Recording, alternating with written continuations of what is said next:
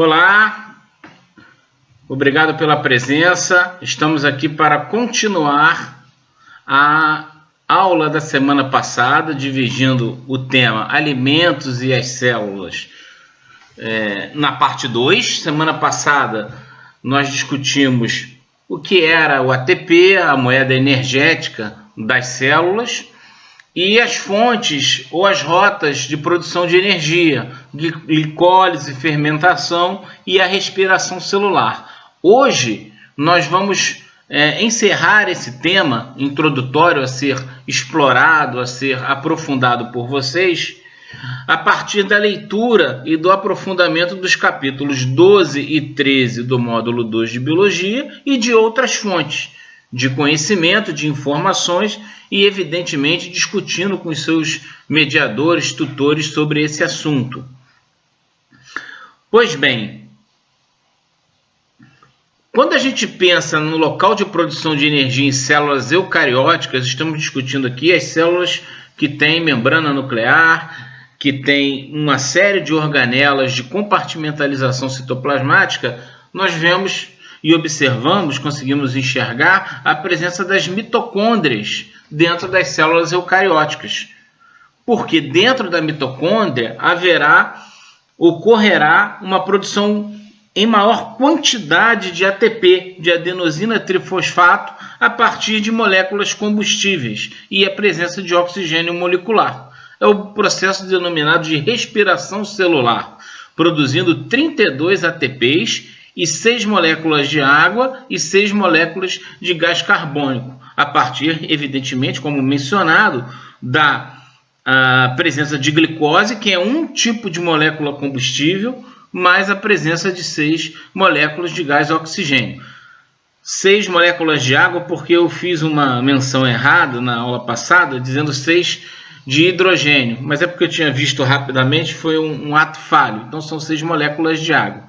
Então, dentro da mitocôndria, lembrando que ocorre antes da mitocôndria no citoplasma, aqui a setinha azul, citoplasma e mitocôndria, a glicólise, também podendo ocorrer a fermentação em outras situações, em outros tipos de célula, mas também na célula eucariótica.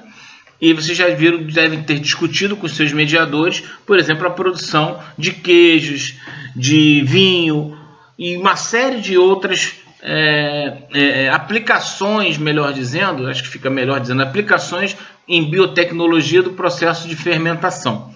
E dentro da mitocôndria ocorrerá a cadeia de transporte de elétrons, uma oxidação do piruvato e o ciclo do ácido cítrico, ou ciclo de Krebs. Ciclo do ácido cítrico ou ciclo de Krebs são os mesmos processos. Verifique, então, que ocorre, para haver uma grande produção de moléculas de ATP, uma decomposição, uma metabolização completa da molécula de glicose. Parte desse processo ocorre antes, fora, melhor dizendo, no citoplasma de uma célula, é a glicólise, e no interior da mitocôndria vai ocorrer a cadeia de transporte de elétrons e o ciclo do ácido cítrico, e antes a oxidação do piruvato. Então ocorre glicólise, oxidação do piruvato, ciclo do ácido cítrico e cadeia de transporte de elétrons.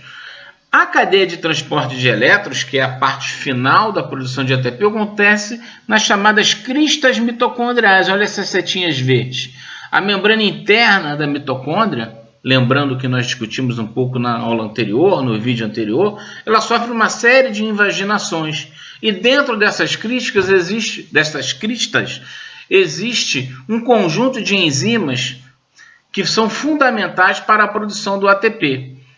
Sem ser a crista mitocondrial, ou seja, na chamada matriz mitocondrial, vai ocorrer a continuação da degradação, eu vou usar esse termo, chamado da oxidação do piruvato, porque o piruvato ele é formado pela glicólise, no processo de glicólise. O piruvato ele entra na célula mitocondrial, melhor dizendo, ou seja, entra na organela mitocôndria, vou consertar. Na glicólise, duas moléculas de piruvato são formadas, elas entram na mitocôndria e no interior da mitocôndria, na chamada matriz mitocondrial, ocorre essa oxidação, ocorre essa transformação do piruvato, ocorre a produção de uma molécula chamada de acetilcoenzima A, fundamental, que vai entrar no ciclo de Krebs. E aí essa molécula chamada de acetilcoenzima A, ela vai sendo degradada, em termos genéricos, eu posso usar essa terminologia, e liberando produção de ATP, liberação de gás carbônico, liberação de água e de compostos intermediários que vão ser usados nas chamadas cristas mitocondriais, na cadeia de transporte de elétrons para a produção de mais ATP ainda. Então, esse é o processo geral de produção de energia em células eucarióticas. Glicólise, cadeia de transporte de elétrons, ciclo do ácido cítrico, oxidação do piruvato. Cada uma numa região específica dentro da célula, seja no citoplasma, seja dentro da mitocôndria, havendo uma decomposição, uma metabolização completa do gás carbônico para a produção de ATP. Esse processo, quando é feito no interior das mitocôndrias usando as moléculas combustíveis, em geral a glicose, é denominado de respiração celular. Então vocês podem perceber aqui também que tem até uma diferenciação de cores. Uma cor amarelada e uma cor acinzentada, mostrando o que acontece dentro do citoplasma e o que ocorre dentro das mitocôndrias. A sequência é esta, ó, glicose, transformada em piruvato no processo de glicólise, oxidação do piruvato, ciclo do ácido cítrico e cadeia de transporte de elétrons. Então esse aqui é um resumo interessante para vocês memorizarem, aprenderem e aprofundarem nessa semana. Né? Memorização não é decoreba, é ficar entendido, né? Ficar, como a gente brinca, né? Tá na medula, entre aspas. Ou seja, vocês aprendam efetivamente de forma consolidada essa relação e essa sequência: glicólise, oxidação do piruvato, ciclo do ácido cítrico e cadeia de transporte de elétrons. A glicólise ocorrendo no citoplasma e essas outras etapas nesta sequência dentro da mitocôndria. Primeiro na matriz mitocondrial e depois na crista ou nas cristas mitocondriais, fazendo a cadeia de transporte de elétrons, fechando a produção de ATP. 32 ATPs é um saldo final da respiração celular.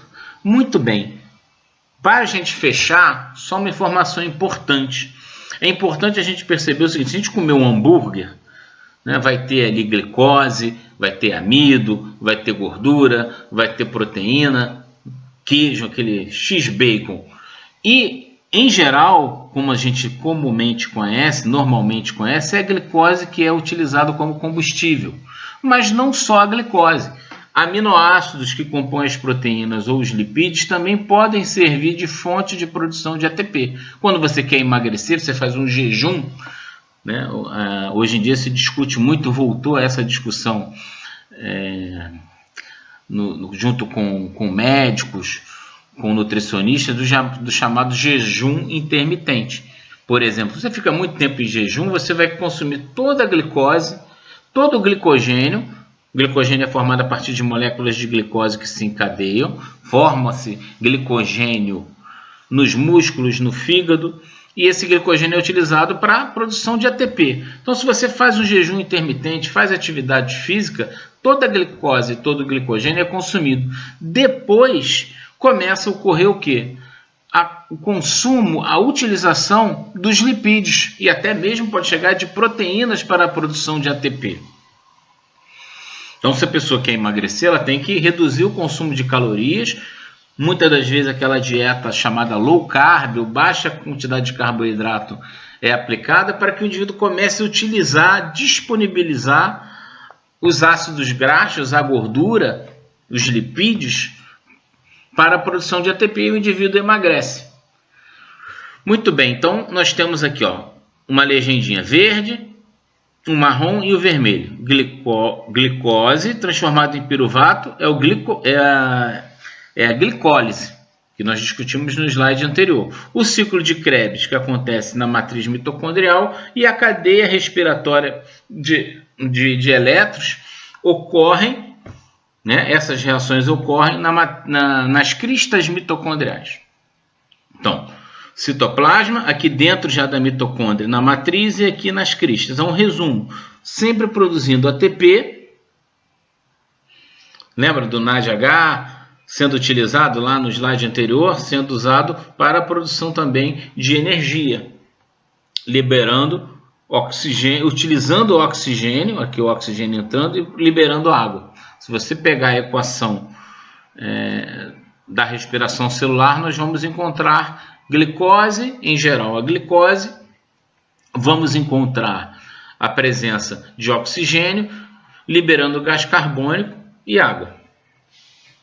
Pois bem, aqui o gás carbônico aqui e a água aqui, na setinha saindo, entrando oxigênio, entrando glicose, mas na carência de glicose pode ser utilizados os lipídios e as proteínas, que são degradadas, hidrolisadas, digeridas em aminoácidos, e neste caso, os lipídios, tanto o glicerol, o álcool e os ácidos graxos, vão suprir a glicose, a glicólise e o ciclo de Krebs a partir de intermediários. Os ácidos graxos podem ser convertidos em acetilcoenzima A, que vão entrar no ciclo de Krebs para gerar a produção de energia, e componentes como o NADH, que vai ser utilizado na cadeia respiratória. E as proteínas também, ao serem degradadas, seus aminoácidos vão suprir a glicólise ou o ciclo de Krebs.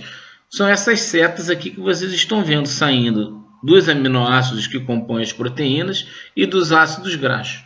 É por isso que você, quando quer emagrecer, reduz a quantidade de carboidrato, de açúcares refinados, de farináceos, né, de alimentos ricos em farinha, e parte para uma alimentação mais rica em proteína, mais rica em gorduras, e reduz o consumo calórico também. E associa isso, por exemplo, a jejum. Você tem uma série de dietas e de procedimentos de vida comportamentais de alimentação que vão ao encontro do processo de emagrecimento, muito por causa da utilização das gorduras, dos lipídios, como fonte de energia. Por isso que o indivíduo perde peso, perde a linha da cintura, os mais obesos perdem gordura visceral, porque estão relacionados essa gordura visceral a doenças cardiovasculares, a diabetes, uma série de doenças crônicas que hoje são muito, como é que eu posso dizer, são ligadas a processos de atenção à saúde pública. Então, o emagrecimento está relacionado a um consumo menor de açúcar, de carboidratos nessas dietas para o consumo de lipídios, porque há uma relação metabólica para a utilização de ácidos graxos e até de proteínas. Aí o indivíduo começa a perder massa muscular, o que não é interessante nesses processos. Então é por isso que quando você quer fazer uma dieta é importante procurar um médico, procurar um nutricionista e fazer uma alimentação mais saudável, porque a glicose se converte em glicogênio, mas se você consumir muito açúcar, muito carboidrato, parte desse açúcar, desse carboidrato é transformado em gordura.